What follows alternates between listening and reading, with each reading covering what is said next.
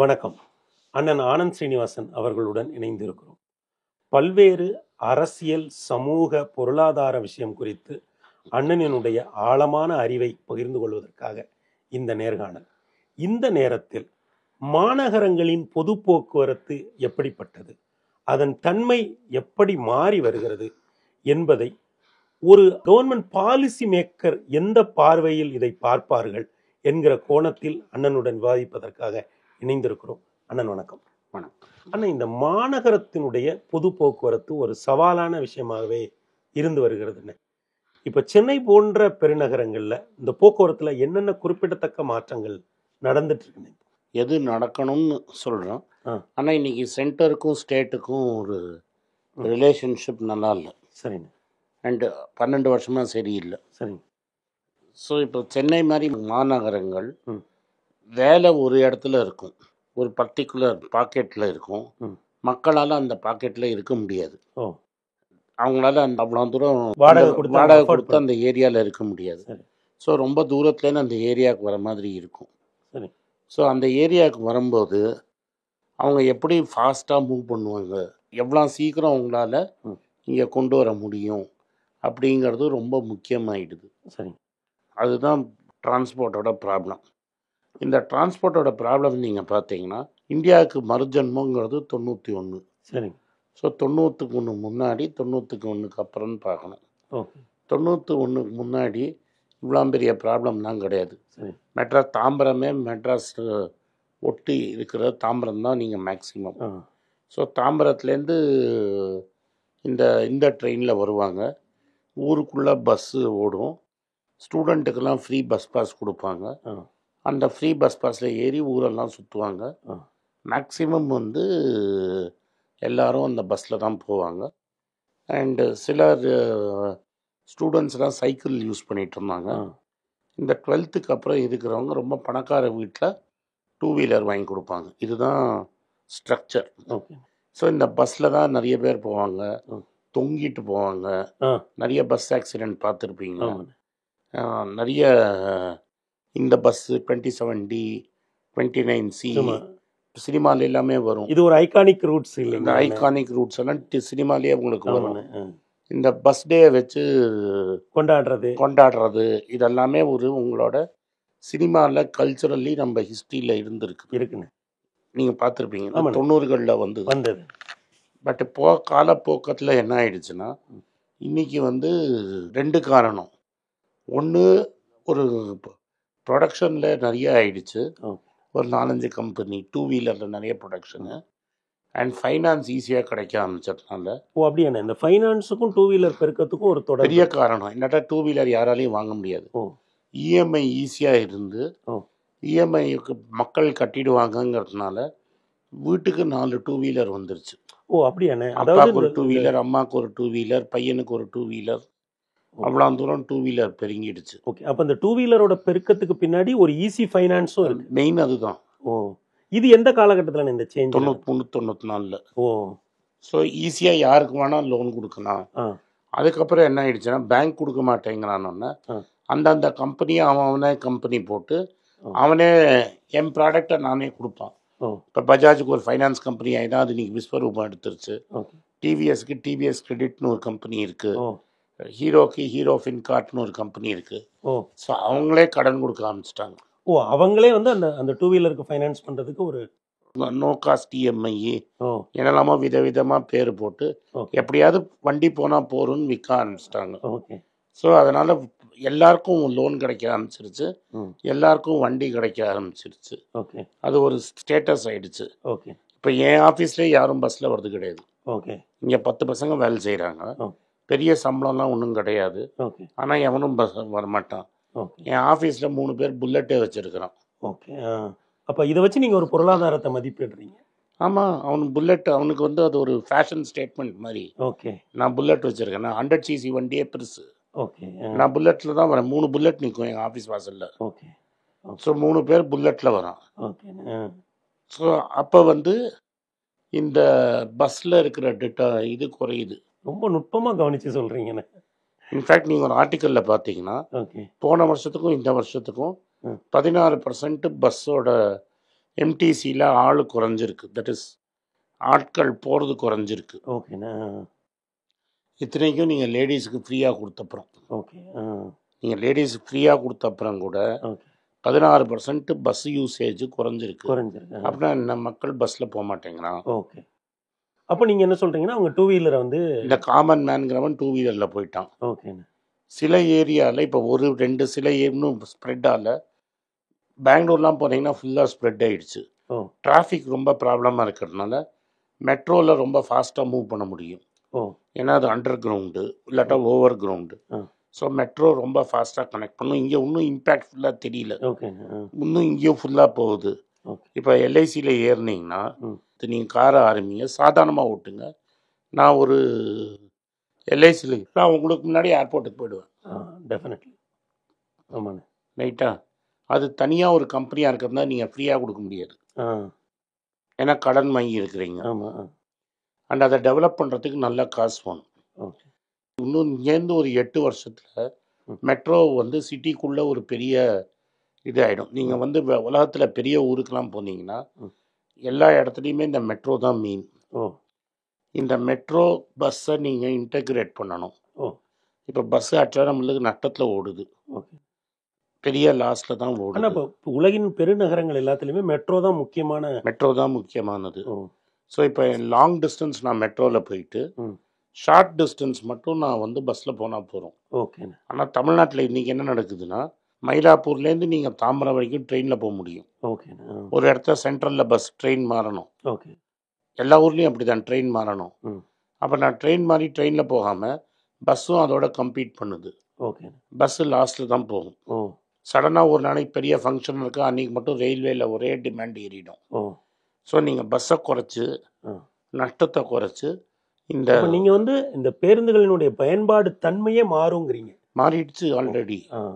So உங்களுக்கு வந்து இந்த மெட்ரோ ஒன்று, இந்த சபர்பன் ரயில்வே சிஸ்டமையும் நீங்கள் கரெக்டாக ஒரே ஒரு என்டிட்டியில் கொண்டு வந்துட்டிங்கன்னா metro, suburban railway and bus மூணுத்தையும் ஒரே கார்டு. இப்போ சிங்கப்பூர்லாம் ஒரே கார்டு தான். இப்போ சென்னையிலையும் ஒன்று இப்போ அறிமுகப்படுத்திருக்காங்க. ஆமாம் கொண்டு ஆமாம். சரி, நீங்கள் எங்கே வேணால் யூஸ் பண்ணிக்கலான்னு கார்டு ஆகிட்டிங்கன்னா கவர்மெண்ட்டுக்கே லாஸு குறைஞ்சிரும்.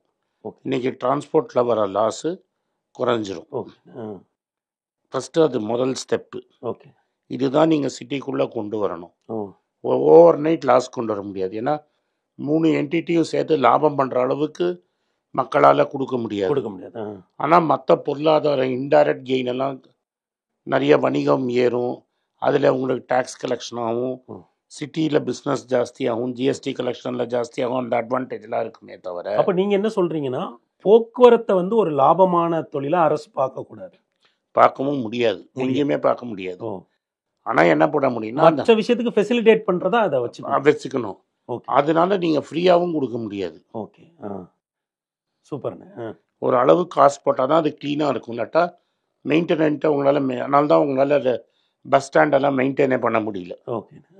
இப்போ சென்ட்ரல் ரயில்வே ஸ்டேஷனுக்கும் பஸ் ஸ்டேஷனுக்கும் ஒரு டிஃப்ரென்ஸ் இருக்குது.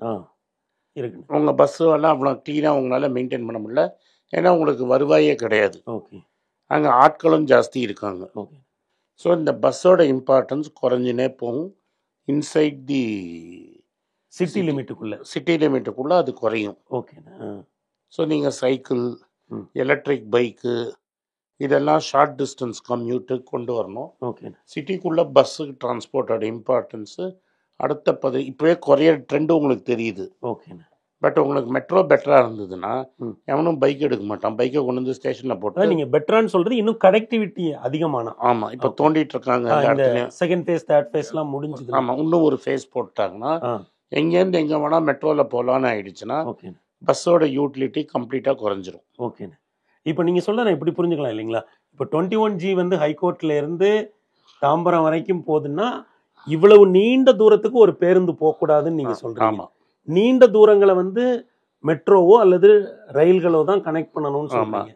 ரயில்கள் கனெக்ட் பண்ண முடியாது, ஏன்னா டிரான்ஸ்போர்ட் போயிடும். ஓகேண்ணே. அதனால இந்த மெட்ரோ தான் கனெக்ட் பண்ணணும். ஓகேண்ணே. ஆனால் இப்போ இதில் மக்களுடைய மனநிலையில் என்னென்ன சிக்கல்னு இருக்கு? இது பேர் பிஹேவியரல் சயின்ஸ்னு பேர். சரிண்ணே. நீங்கள் மக்கள் அங்கே தள்ளினா மக்கள் அதுக்கு தான் போவோம். ஆனா இப்போ நான் என்னோட கார்ல தான் ஆபீஸ்ல வருவேன். அது ஒரு நீங்கள் டோக்கியோ போங்க, சிங்கப்பூர் போங்க, ம். காருக்கு டேக்ஸ் போட்டே நீங்கள் காரே வாங்காத முன்னாடி இப்போ நீங்கள் சிங்கப்பூரில் காரே வச்சுக்க முடியாது. ஓ அவ்வளோ டேக்ஸ் போட்டுருவான். ஓகேண்ணே. ம் ஆனா இப்ப இந்தியா மாதிரியான இப்ப தமிழ்நாடு மாதிரியான மக்களோட மனநிலையில ம் ஒரு ஒரு வெற்றினாலே அவங்க என்ன நினைக்கிறாங்கன்னா, நான் ஒரு வேலைக்கு போறேன்னா முதல்ல ஒரு பைக் வாங்கணும். அப்புறம் வந்து ஒரு 40 வருஷத்துக்கு முன்னாடி எவனுமே பைக் வச்சுனது கிடையாது. ஆமாண்ணே. அதெல்லாம் காலத்தின் இதெல்லாம் மாறி ஒரு சைக்கிள் ஒரு பெரிய அச்சீவ்மெண்ட்டாக இருந்தது. ஆமாண்ணே. டூ வீலர் அச்சீவ்மெண்ட்டாக இருந்தது. ஆமா.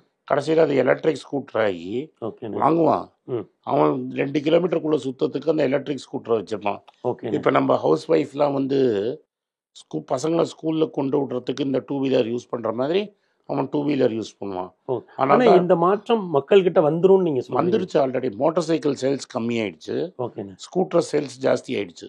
ஓகே. இதுவே வந்து ஒரு குறிப்பிடத்தக்க மாற்றம் தான். இதில் தான் நீங்கள் பார்க்கணும். ஓகேண்ணே. அண்ட் மோட்டார் சைக்கிளில் வெறும் ஹை அண்ட் மோட்டார் சைக்கிள் தான் விற்குது. ஓ ஆனால் நீங்கள் புல்லட்டு புது கம்பெனி வாங்கி 15-20 வருஷம் ஆயிடுச்சு. சரிண்ணே. அவங்க டேக் ஓவர் பண்ணி இப்போ தான் 10 லட்சம் வண்டி விற்கிறாங்க ஒரு வருஷத்துக்கு ஓ புல்லட்டு. ஆனால் எலக்ட்ரிக் ஸ்கூட்டர் 5 வருஷத்தில் அதோட ஜாஸ்தி விற்குது. அதனால் என்ன ஆகும்னா எலக்ட்ரிக் டூ வீலர் தான் ஸ்டேட்டஸாக மாறும் 5 வருஷத்துல. ஓ. ஆனா இந்த இந்த புல்லட் விற்பனையை ஏன் குறிப்பிட்டு சொல்றீங்க? அதுல அதுல ஏன்னா உள்ள ஹை அண்ட் பைக்கு வந்து 100 சிசி வண்டி விற்க மாட்டேங்குது. ஓ ஸோ வாங்குறதே அவன் பவர்ஃபுல் வண்டியை தான் வாங்குறான். ஓகே. அப்போ யார் வாங்குறான்? யங்ஸ்டர் மட்டும்தான் வாங்குறான். ஓ ஓகேண்ணே. மிடில் ஏஜில் இருக்கிறவன் ஸ்கூட்டர் தான் வாங்குறான். ஓகே. அதே மாதிரி என்ட்ரி லெவல் கார் விற்க மாட்டேங்குது. ஓ. 10 லட்சத்துக்கு மேலே இருக்கிற கார் தான் விற்குது. ஆனா இதெல்லாம் எப்படிண்ணே பொருளாதாரத்தினுடைய எந்த தன்மை மாறுறதுனால இது நடக்குது? எனக்கு தேவையில்லைல்ல. ஓ இப்போ எவ்வளோ பேர் காரில் எவ்வளோ பேர் ஆஃபீஸுக்கு போகிறான், எவ்வளோ பேர் எனக்கு தெரிஞ்சு நிறைய பேர் காரை வீட்டில் பார்க் பண்ணிவிட்டு டூ வீலரில் தான் ஆஃபீஸ் போவான். ஓ அப்போ என்ட்ரி லெவல் கார்ஸினுடைய விற்பனை குறையுது, ஆமாம். 100 சிசி பைக்குகளுடைய விற்பனை குறைவது எல்லாமே ஒரு பொருளாதாரத்தில் ஏற்படுற நுட்பமான மாற்றங்கள். மாற்றம் தான் அது. ஓகேண்ணே. அப்போ இந்த இந்த மெட்ரோ கனெக்டிவிட்டி இது 2018க்குள்ள விற்ற அளவுக்கு ஆ. இன்னைக்கு வரைக்கும் டூ வீலர் இந்தியாவில் விற்கல 7 வருஷத்தில். ஓ 2017க்கு அப்புறம் அது சரிவுலேயே தான் இருக்கு. 18 பிறகு அது இந்த வருஷம் தான் அதை கேட்சப் பண்ண போகிறது. எதனாலண்ணே அப்படி ஒரு சூழ்நிலை உருவாகும்? ஒன்று கோவிடு, சரிண்ணே. போஸ்ட் கோவிட் டிமாண்ட் இல்லை, சரிண்ணே. பணக்காரன் வாங்க மாட்டான் பாஸ். இதெல்லாம் middle class lower middle class வாங்கினாதான். ஓகே. அவங்கள்ட்ட வாங்கும் தரன் கம்மியாயிடுச்சு, சரிண்ணே. அதனால வாங்குறது இல்லை. ஓ அப்போ இந்த இந்த வாகனங்களினுடைய எந்த வாகனங்களை அவங்க தேர்ந்தெடுக்கிறாங்க அப்படிங்கிறதுக்கும் அவங்க வாழ்க்கை தரத்துக்குமே ஒரு பெரிய நெருக்கம் இருக்கு. ஓகேண்ணே. அப்போ நம்ம மெட்ரோ மாதிரியான விஷயங்களை நம்ம வலுப்படுத்தினோம்னா இது ஆட்டோமேட்டிக்காக குறைஞ்சு வெறும் ஒரு ஸ்டேட்டஸ் சிம்பிள்னா ஒரு எலக்ட்ரிக் ஸ்கூட்டர் மட்டும்தான் வச்சிருப்பான். ஓ அந்த அளவுக்கு வெளிநாடுகளைப் போல தமிழ்நாட்டிலும் இந்தியாவிலையும் மாற்றம் ஏற்படாததுக்கு வாய்ப்பு இருக்குன்னு பெங்களூரில் பார்க்கணும், இங்கேயே நீங்கள் பார்ப்பீங்க. ஓகேண்ணே. பெருமாள் மணியே இன்னொரு 5 வருஷத்தில் பார்ப்பீங்க. ஓகே. ஆனால் இப்போ இந்த இடத்துல நீங்கள் அரசுகளுக்கு சொல்ல விரும்புறது என்னென்ன? ஏன்னா இப்போ வந்து அரசு நிறுவனங்கள், அரசில் பணியாற்றவங்களும் அவங்க இன்டர்வியூ பார்க்குறாங்க. அப்போ இந்த இடத்துல அரசு என்ன மாதிரியான ஒரு தொலைநோக்கோடு தங்களுடைய இப்போ திட்டங்களை மெட்ரோ போட்டாங்க, சரி இது ஆட்டோமேட்டிக்காக அங்கே நடந்துடும். சரிண்ணே. அடுத்த பெரிய விஷயம் எங்கே பண்ணணும்? நான் பாலிசி மேக்கராக இருந்தேன், அதானே அப்படிதான் கேட்குறேன். தமிழ்நாட்டில் நான் பாலிசி மேக்கராக இருந்தேன்னா என்னால் இன்ஃப்ளூயன்ஸ் பண்ண முடியும், ஒரு மினிஸ்ட்ரியை இன்ஃப்ளூயன்ஸ் பண்ண முடியும்னா மெட்ராஸ்லேருந்து விழுப்புரமுக்கு ஒரு ஹை ஸ்பீட் நெட் ட்ரெயின், ஓ மெட்ராஸ்லேருந்து வேலூருக்கு ஒரு ஹை ஸ்பீட் ட்ரெயின், ஓ இது ரெண்டும் நான் டெஃபினட்டாக முதல்ல பண்ண வேண்டியது என்னோட ப்ரையாரிட்டி. ஓகே. இது ஸ்டேட் கவர்மெண்ட்டால் பண்ண முடியும். ஓகே. 160 kilometre, okay. 1 ஹவரில் அது போயிடும். ஓ அந்த மாதிரி ஒரு ட்ரெயின் விடணும்னு சொல்கிறீங்க? நான் சொல்கிறதுக்கு 1 ஹவரில் போயிடும். ஓகே. இங்கேருந்து வேலூருக்கு 1 ஹவரில் போயிடும். இப்போ இங்கேருந்து வேலூருக்கு 20 ஸ்டேஷன் இருக்குன்னு வைங்க. ஓகே. முதல் எவ்ரி 10-15 இப்போ மெட்ரோ போகிற மாதிரி எவ்ரி 10-15 நிமிஷத்துக்கு ஒரு ட்ரெயின் போகும். ஓகே. ஸோ இப்போ ஃபஸ்ட்டு ட்ரெயின் வந்து 1, 3, 7ன்னு ஆட் நம்பர்ஸில் நிற்கும். ரெண்டாவது போகிறது ஈவன் நம்பர்ஸில் நிற்கும். ஓகே. ஸோ 10 நிமிஷத்துக்கு ஒரு ட்ரெயின் இங்கே போகுதுன்னா அங்கேருந்து 10 நிமிஷத்துக்கு ஒரு ட்ரெயின் வரும். இதில் லாபம் பார்க்க முடியாது. ஓகே. இது லாபம் பார்க்க முடியாது. ஓகே. ஆனால் என்ன ஆகும்னா வேலூரில் இருக்கிறவன் மெட்ராஸில் வேலைக்கு வருவான் 1 மணி நேரத்தில். அப்போ நீங்கள் தமிழ்நாட்டில் எல்லோரும் நீங்கள் கேட்குறீங்கள வீடு எப்போ குறையும், விலைவாசி குறையும்னு. அப்போ சிட்டிக்குள்ளே இருக்கணுங்கிறதே தேவைப்படாது. நான் வேலூரில் தான் இருக்கணும்னு அவசியம் கிடையாது. ஓகே. இங்கேருந்து வேலூரில் 160 கிலோமீட்டருக்குள்ளே நான் எங்கே வேணால் இருக்கலாம். ஓ. நான் அந்த ஸ்டேஷனில் இறங்கி அங்கேருந்து ஒரு 20 நிமிஷத்துக்கு போய் ஒரு சின்ன ஊரில் இருக்கலாம். அப்போ சின்ன சின்ன ஊர் டெவலப் ஆகும். ஓகே. அங்கே வந்து லேண்ட் விலையும் கம்மியாக இருக்கும், மற்ற வாழ்க்கை தரமும் அங்கே இருக்கும். வாழ்க்கை தரமும் நல்லா இருக்கும், கூட்டம் இருக்குது. இப்படி தான் அமெரிக்கா, ஜப்பான் இதெல்லாம் டெவலப் ஆகிருக்கு. ஓகே. ஜப்பானில் வந்து புல்லட் ட்ரெயின்ஸு 1960s இதை கொண்டு வந்தாங்க. ஓகே. இப்போ கவர்மெண்ட் என்ன சொல்லுதுன்னா, இந்த கவர்மெண்ட் சொல்லி அவங்களால பண்ண முடியல, 15 வருஷம் ஆயிடுச்சு. ஓகே. அகமதாபாத்துக்கும் பாம்பேக்கும் புல்லட் ட்ரெயின் போடுறேன்னாங்க. அதுக்கு பதிலாக இருக்கிற நெட்வொர்க்கே யூஸ் பண்ணி மெட்ராஸ் டு பெங்களூர் 3 ஹவரில் ட்ரெயின் போடுது, 2.5 மணி நேரத்தில் ட்ரெயின் போகுதுன்னா மெட்ராஸுக்கும் பெங்களூருக்குமே என்னால் வேலைக்கு போயிட்டு வரும். 1 மணி நேரத்தில் நான் பெங்களூர் போயிடலாம், 1/2 மணி நேரத்தில் வேலூர் போயிடலாம். ஓகே. நான் சொல்கிறது புல்லட் ட்ரெயின் கிடையாது. ஓகே. இப்போ என்னால் 1 மணி நேரத்துக்கு பெங்களூர் போக முடியும்னு வைங்க, ஓகே. திரும்பி இதே 40 ஸ்டேஷன் இருந்ததுன்னு வைங்க, அப்போ இங்கேருந்து பெங்களூர் வரைக்கும் நான் எங்கே வேணால் இருப்பேன்ல. நான் மெட்ராஸில் நினச்சா இன்றைக்கி பெங்களூருக்கு வேலைக்கு போவேன், நினச்சா நான் மெட்ராஸுக்கு வேலைக்கு வருவேன். ஸோ ப்ரெஷர் ஆன் லேண்டு குறைஞ்சிரும், பாப்புலேஷன் டிஸ்பர்ஸ்டாக இருக்கும், சுற்றுச்சூழல் இருக்கும், லேண்டு மேலே ப்ரெஷர் குறையும், என்வாயர்மெண்ட் நல்லா இருக்கும், இக்காலஜி எல்லாமே நல்ல தண்ணி எல்லாமே சிட்டிக்குள்ளே கான்சன்ட்ரேட்டடாக நீங்கள் இருக்கிறது டிஸ்பர்ஸ் ஆகி சிட்டி சென்டர் ஹாலோ ஆகிடும். ஓகே. அப்போ இப்போ இங்கே நான் இருக்கிற ஏரியாலாம் கோஸ்ட் சிட்டி ஆகிடும். ஆனால் அதுதான் ஒரு வளர்ச்சின்னு சொல்கிறீங்க. அதுதான் வளர்ச்சி. ஒரு ஒரு நகரத்தினுடைய அந்த பொருளாதார மையமாக இருக்கக்கூடிய இடங்கள்ல மக்கள் இருக்கக்கூடாது, பெரிய அளவு வரணும், வேலையை செய்யணும், போயிடணும். அதுதான் ஒரு தொலைநோக்கு பார்வையோட ஒரு அரசு, அதுதான் வந்து டெவலப்மெண்ட். ஓகே. அதை நோக்கி தமிழ்நாடு போகணுங்கிறது என்னோட கனவு. இப்போ நீங்க சொல்ற மாதிரி இந்த நகரங்களுக்கு உள்ள இணைப்புகளை ஏற்படுத்திய பிறகு அருகில் இருக்கிற விழுப்புரம், வேலூர் மாதிரியான இடங்களையும் தேர்ந்தெடுத்து பயணத்தை விரைவுபடுத்த வேண்டியது அரசுகளோட. 1 மணி நேரத்துக்குள்ள நான் வேலூர் போகணும். ஓகே. 1 மணி நேரத்தில் நான் விழுப்புரம் போகணும். ஓகே. 10 நிமிஷத்துக்கு ஒரு ட்ரெயின் போகணும். அதை உடனே ஃப்ரீயாக கொடுக்குறேன்னு நினைக்கக்கூடாது. ஒரு மந்த்லி பாஸ் போடணும். ஓகே. அது கம்பெனி கொடுக்கணும். ஓகே. ஸோ அது லாபம் பண்ணாது. ஓகே. ஒரு கவர்மெண்ட் எவ்வளோ காசு கொடுக்கும், கார்பரேட் எவ்வளோ காசு கொடுக்கும், கவர்மெண்ட்டும் ஒரு நஷ்டம் வரும் கவர்மெண்ட்டுக்கு, கார்பரேட்டு கொஞ்சம் கொடுக்கணும். ஓகே. ஸோ அதை நீங்கள் எஃபிஷியண்ட்டாக ஒரு கம்பெனி மாதிரி நடத்தணும். அது கவர்மெண்ட் கொடுக்குற காசு அது கொடுக்கணும்.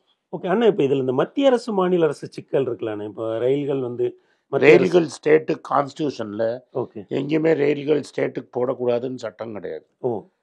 அப்போ மாநில அரசே அப்படியாப்பட்ட, ஆனால் நம்மகிட்ட அவ்வளோ பணம் இருக்கா, அதை எப்படி நீங்கள் ரைஸ் பண்ணணும், அதுக்கு நீங்கள் பாண்ட் மார்க்கெட் அணுகணும், அதுக்கு தனி ஒரு இதே இருக்குது. ஓகேண்ணே.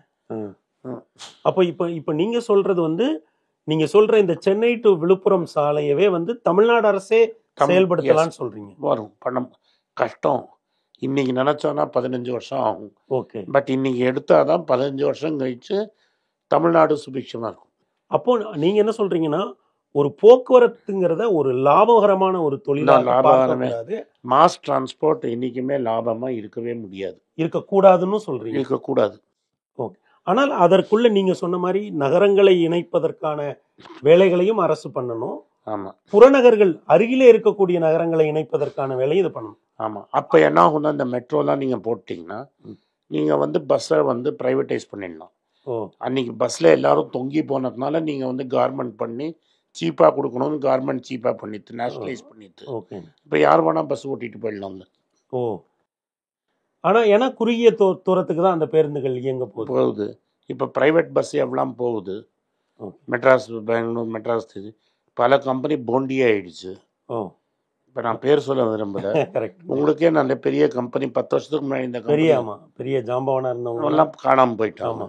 ஸோ அது ஒரு பிஸ்னஸ். அது ஓகே. இன்டர்சிட்டி கவர்மெண்ட் வந்து ஒரு ஃப்ளோருக்காக ஒரு கம்மி விலையில் கரெக்டாக பண்ணிகிட்ருக்காங்க. அது கவர்மெண்ட் இதில் லாபமே சம்பாதிக்க முடியாது. ஆனால் தனியாக ரொம்ப சம்பாதிச்சிடக்கூடாதுங்கிறதுக்காக இன்டர்சிட்டியில் மட்டும் கொஞ்சம் பஸ் சர்வீஸ் இருக்கணும். அதுதான் இது இருக்குது. அந்த ஷாக் அப்சர்வர் மாதிரி, அவங்க ஷாக் அப்சர்வர் மாதிரி. அப்போ இப்போ நீங்கள் சென்னைக்கு சொல்கிற இதே மாதிரியான விஷயங்கள் திருச்சி, மதுரை, கோயம்புத்தூர். அதெல்லாம் சென்னை பண்ணுங்க சார். திருச்சியே 1-2 ஹவரில் போயிடுவீங்கல்ல. நீங்கள் என்ன திருச்சி என்ன இங்கேருந்து நீங்கள் ரியல் ஹை ஸ்பீட் நெட்வொர்க் போட்டிங்கன்னா 1.5 மணி நேரத்தில் திருச்சிக்கே போயிடுவீங்க. ஆனால் அப்போது தமிழ்நாடு அரசு அக்கறை செலுத்த வேண்டிய அல்லது கவனப்படுத்த வேண்டிய ஒரு ஏரியா. அக்கறைன்னா பாருங்க, பெரிய வார்த்தையெல்லாம் யூஸ் பண்ணாதீங்க. சரி. ஒரு நாட்டோட டெவலப்மெண்ட் ஃபேஸில் இதெல்லாம் வேரியஸ் ஸ்டேஜஸ். ஓகே. ஒன்று இவன் பண்ணலை அவன் பண்ணலை அதெல்லாம் பேசாதீங்க. ஓகே. தமிழ்நாட்டில் லக்கிலி என்ன ஆயிடுச்சுன்னா, யார் அரசில் இருந்தாலும் ஒரு பாலிசி கண்டினியூஸாக இருக்குது. அரசியலுக்கும் பாலிசிக்கும் தமிழ்நாட்டில் லிங்கே கிடையாது. காமராஜ் ஆரம்பித்தது ஸ்டாலின் வரைக்கும் இன்றைக்கி கண்டினியூஸாக அதை பெட்டர் ஆகிட்டே தான் இருக்கே தவிர அதுலேருந்து யாரும் வெளியில் போகல. அதை இன்னும் எப்படி பெட்டர் ஆக்கலாங்கிறத பார்த்தாங்களே தவிர அரசியலில் வேறுபாடு இருக்கலாம். ஜெயலலிதாவுக்கும் கலைஞருக்கும் பெரிய டிஃப்ரென்ஸ் ஆஃப் ஒப்பீனியன் இருந்திருக்கலாம். காமராஜுக்கும் அண்ணாக்கும் பெரிய கருத்து வேறுபாடு இருந்திருக்கலாம். பட் எல்லாருமே கேரளாவில் மாதிரி ஸ்டேட்டுக்காக எதை கண்டினியூ பண்ணாங்களோ அது கண்டினியூ பண்ணிக்கிட்டே இருந்தாங்க. ஒருத்தருக்கு ஒருத்தர் கேரளாவில் ஒருத்தருக்கு ஒருத்தர் பேசி 2 பேரும் சேர்ந்து போய் பேசுவாங்க. இங்கே ஒருத்தருக்கு ஒருத்தர் பேசிக்கிறது இப்போ பெட்டராக இருக்குது. முன்னாடி ரொம்ப மோசமாக இருந்தது. இப்போ அப்படி இல்லை, அந்த அளவுக்கு இல்லை, இந்த அளவுக்கு இல்லை. ஸோ 2 பேரும் சேர்ந்து போய் கேட்பாங்க. ஓகே. இதை அரசியல் கொண்டு வராதீங்க. ஓகே. இது ஒரு long term vision for the state. ஒரு ஸ்டேட்டு லாங் டேர்மில் எப்படி இருக்கணும் அப்படிங்கிற ஒரு ப்ளூ பிரிண்ட்டு. இப்போ நீங்கள் $1 trillion எக்கானமி ஆகி தமிழ்நாடே $2 trillion எக்கானமி ஆனோம்னா இந்த டிரான்ஸ்போர்ட் நெட்வொர்க் நம்மளுக்கு தேவை. ஓகே. நீங்கள் சொன்னதுலேருந்து சில ரொம்ப முக்கியமாக புரிந்து கொண்ட விஷயங்கள்னா, அரசு நகரங்களுக்குள் பொது போக்குவரத்தினுடைய இன்டென்சிட்டியை அதிகப்படுத்தணும், டைமை கட் பண்ணணும். சார் நான் எக்ஸ்பிளைன் பண்ணுறேன். நான் சின்ன பையனாக இருக்கும்போது ராக்ஃபோர்ட்டில் 6 மணிக்கு ஏறினா அடுத்த நாளைக்கு கார்த்தால் தான் திருச்சிக்கு போவேன். ஓகே. ரைட்டா? இன்னைக்கு 4 மணி நேரத்துக்கு நான் திருச்சிக்கு போயிடுவேன். ஓகே. நான் என்ன சொல்கிறேன், அதை 2 மணி நேரம் ஆக்குங்கன்னு சொல்கிறேன். ஓகே. ஒரு வேகமான லாப நோக்கமற்ற போக்குவரத்தை கொடுப்பதன் மூலமாக ஒரு பெரிய பொருளாதார வளர்ச்சியை அடைய முடியும். டிஸ்டன்ஸை இரலவெண்ட் ஆக்கினா பொருளாதாரம் வளரும். ரொம்ப அருமையாக ஒரு பொது போக்குவரத்து என்பது எங்கள் பொதுமக்களுடைய பார்வையில் ஒன்றாக இருக்கிறது. அதை அரசு எப்படி பார்க்க வேண்டும், அதில் என்னென்ன மாற்றங்களை செய்ய வேண்டும் என்பதை இவ்வளவு ஆழமாகவும் விரிவாகவும் எங்களுக்கு விளக்கியதற்காக எங்களது உளமார்ந்த நன்றி. நன்றி.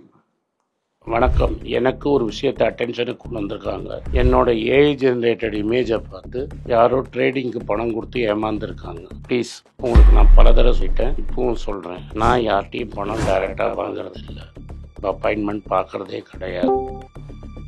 அதனால் என்னை பார்க்கலான்னு யாராவது காசு கேட்டாங்கன்னா இல்லைன்னு சொல்லிடு. அடுத்தது ஒரு இமெயில் ஐடி இருக்குது, அதில் போட்டால் எங்கள் டீம் கான்டாக்ட் பண்ணுவாங்க. அது டைம் ஆகுதுன்னா வினோதோட இன்ஸ்டாகிராம் அக்கௌண்ட்டில் வினோத்தை மெசேஜ் பண்ணுங்க. அவன் என் தம்பி, அதுலேயும் அவன் காசு கேட்க மாட்டான். காசு கேட்குறாங்கன்னா ஏமாறுறீங்க. யார் என்ன சொன்னாலும் கம்பெனிக்கு செபி அல்லது ஐஆர்டிஏ அல்லது ஆர்பிஐ ரெஜிஸ்ட்ரேஷன் இருக்கணும். இந்த 3 ரெஜிஸ்ட்ரேஷன் ஏதாவது இருந்தால் தான் உங்களோட பணத்தை நீங்கள் கொடுக்கணும். நீங்கள் இன்கேஸ் ஆஃப் இன்சூரன்ஸ் டைரெக்டாக இன்சூரன்ஸ் கம்பெனிக்கு தான் கொடுக்கணும். இன்கேஸ் ஆஃப் ட்ரேடிங் நீங்களே புரோக்கர்கிட்ட போட்டு ட்ரேட் பண்ணணும். மியூச்சுவல் ஃபண்டும் கம்பெனிக்கு தான் கொடுக்கணும். த்ரூ எக்ஸ்சேஞ்சு நீங்கள் வாங்கிக்கலாம். இதெல்லாம் எதுக்கு நான் உங்களுக்கு சொல்கிறேன்னா, யாரையாவது சொல்கிறாங்கன்னு நம்பி ஏமாறாதீங்க.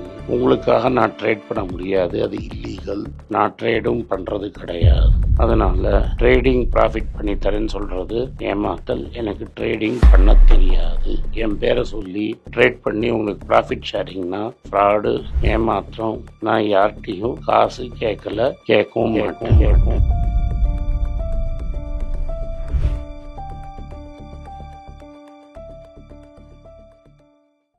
வணக்கம்.